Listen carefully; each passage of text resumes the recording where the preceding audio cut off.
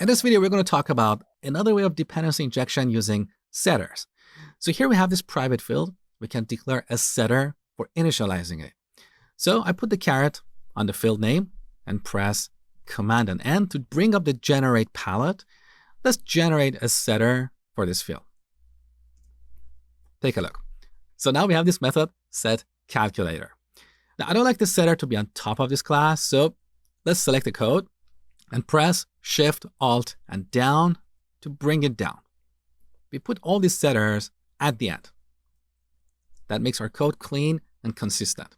So now, in addition to this constructor, we can use this setter to inject a dependency in this class. What is the benefit? The benefit is that we can change these dependencies throughout the lifetime of our program. Let me show you.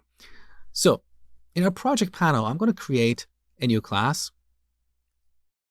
Tax Calculator 2019. We want this class to implement our new interface. So here we type implement tax calculator. Now here we have a compilation error because in this class, we don't have the methods that are declared in our interface. So this class is not really following our contract. We can simply fix this by putting the caret here, press Alt and Enter, and implement the methods. So IntelliJ detected that we need to implement this method. Let's go ahead. So we have our override annotation, and in this default implementation, we're returning 0. Now back to our main class.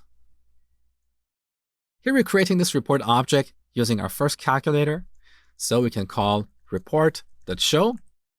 Then throughout the lifetime of this program, we can change this dependency.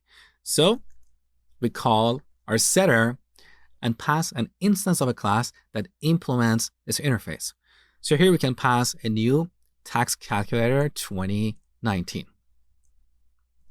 Now we can show the report one more time. Take a look.